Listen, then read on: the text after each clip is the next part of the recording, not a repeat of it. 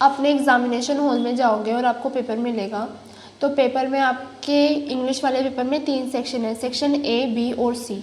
जो section A है वो 20 नंबर का है, सेक्शन बी भी 20 नंबर का है, सेक्शन सी 40 नंबर का है।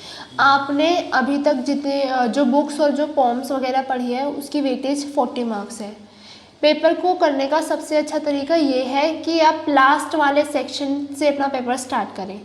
सबसे पहले आप जब पेपर करने जाएंगे तो आपको अपनी आंसर शीट मिलेगी। जो आंसर शीट होती है ना उसमें सील लगी होती है, ठीक है। उसको काफ़ी बड़ी एक मोटा बंडल टाइप का होता है आंसर शीट का।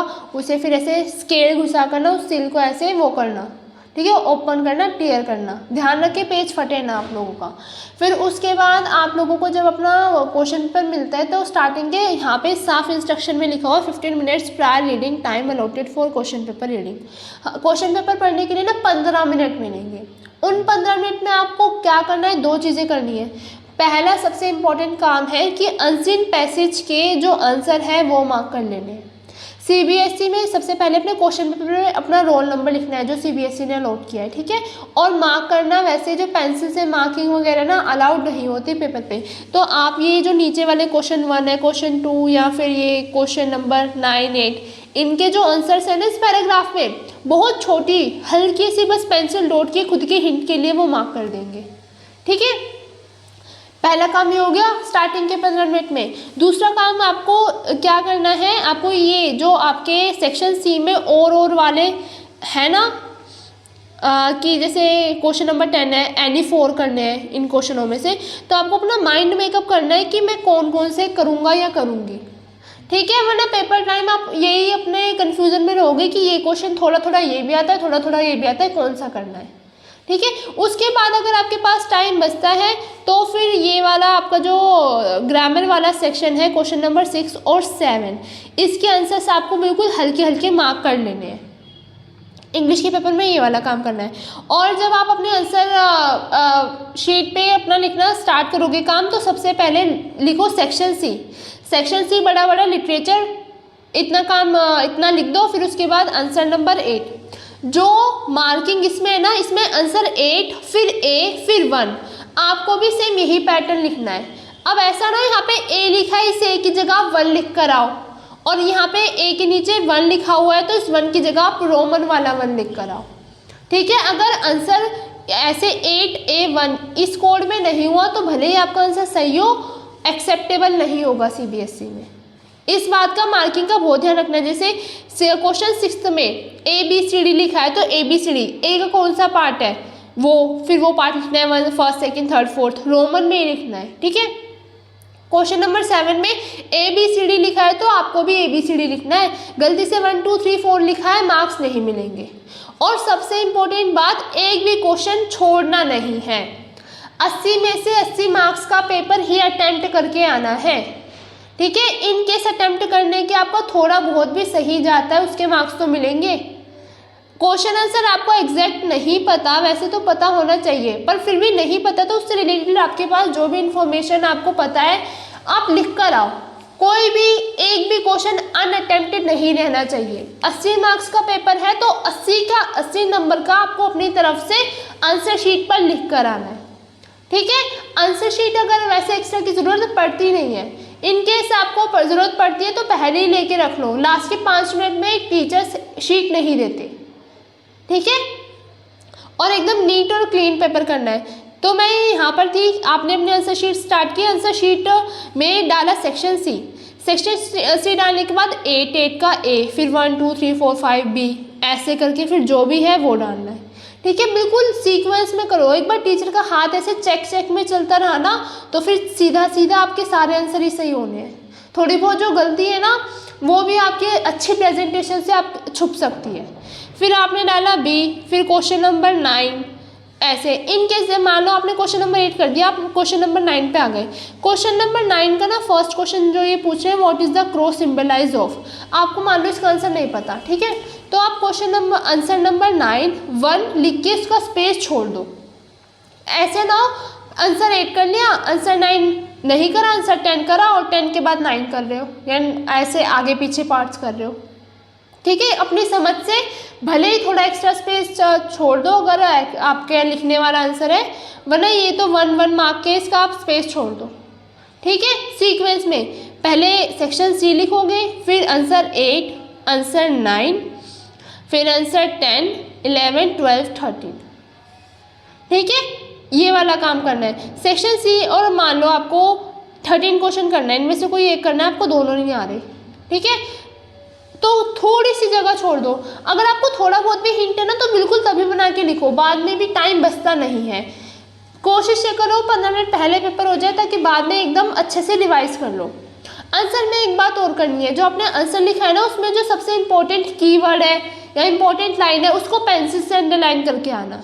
ठीक है, या फिर ब्लैक पेन से भी कर सकते हो, पर पेंसिल ज़्यादा बेटर है।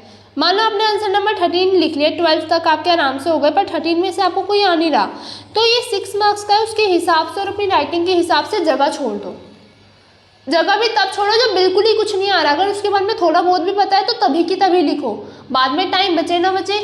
ठीक है, यहाँ पे आपका सेक्शन सी कंप्लीट हो गया। फिर 1-2 लाइन छोड़ने के बाद और कोशिश क्या करो, अगर किसी पेज के लास्ट में सिर्फ 3-4 लाइनें बच रही है ना तो आंसर अगले पेज से स्टार्ट करो।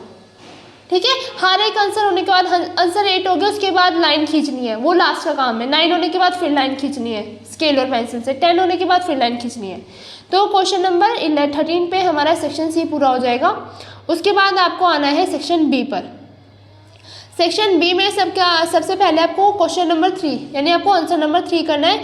इसमें आपको क्या करना है, आपको इसमें लिखना है लेटर। ठीक है, लेटर टू एडिटर ही आएगा मोस्टली, 5 नंबर का लेटर है। तो ये वाला तो 5 नंबर का गलत नहीं होना चाहिए किसी भी बच्चे का। आराम से सीक्वेंस से तसल्ली में स्पेलिंग सही हो ऐसे लेटर लिखना है। आपको ऑप्शन है लेटर में, और दोनों ही लेटर है, ऊपर भी लेटर है नीचे भी लेटर है। तो जो आपको अच्छे से आता हो, जिसमें आप ज़्यादा कंटेंट लिख सकते हो अपने हिसाब से, ठीक है, जिसके बारे में आपको थोड़ा बहुत पता हो, वो लेटर आपको अटैम्प्ट करना है।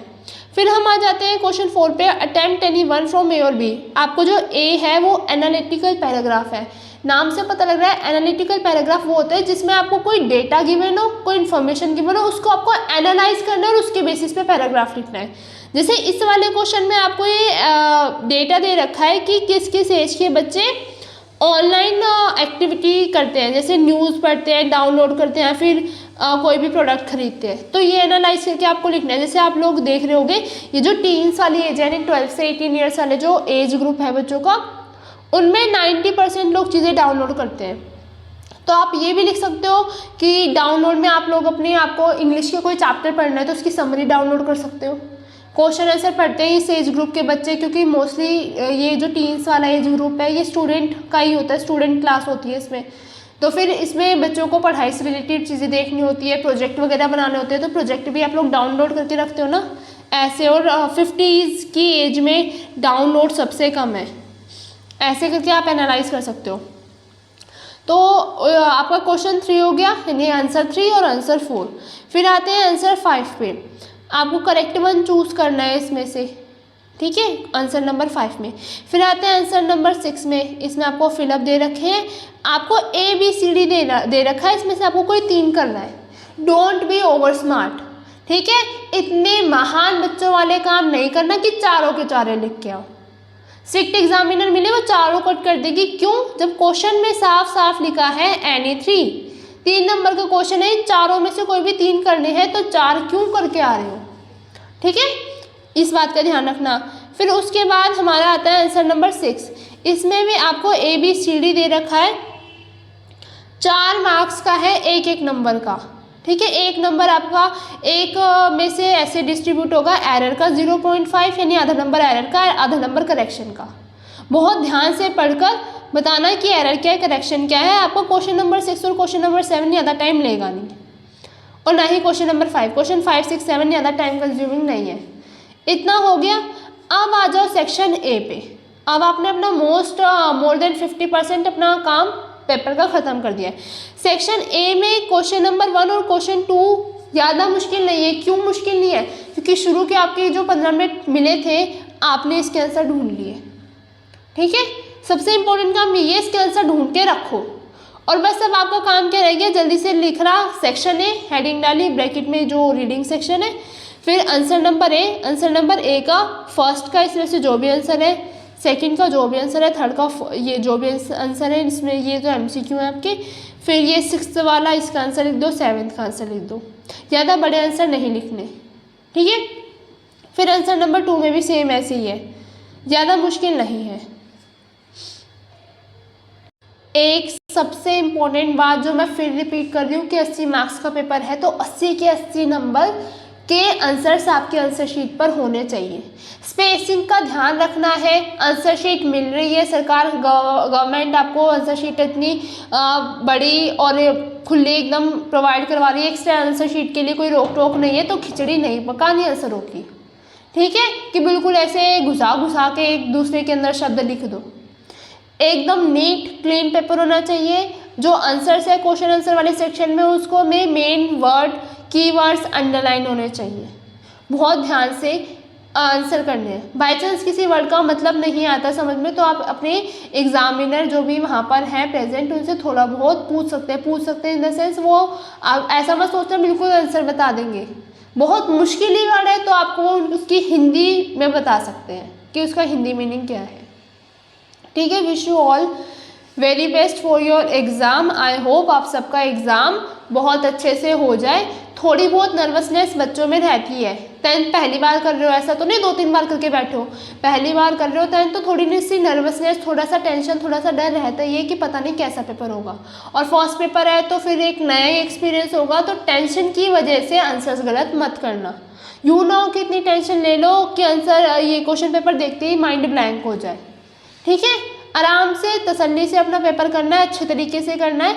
आप लोग रिजल्ट मतलब फल हमारे हाथ में नहीं होता, कर्म तो हमारे हाथ में। अगर जो बच्चा अच्छा परफॉर्म करेगा पेपर में उसके अच्छे मार्क्स आएंगे, परफॉर्म अच्छा नहीं करोगे अच्छे मार्क्स नहीं आएंगे। अभी तक आपने जो भी पढ़ा हो ना पढ़ा हो वो सारी चीज़ें गई, बस ये जो 3 घंटे मिलेंगे ना आपको अपने पेपर में उसमें बिल्कुल फुल 100% डेडिकेशन के साथ जितना बेस्ट दे सकते हो उतना बेस्ट देना है, ठीक है। Goodbye everyone.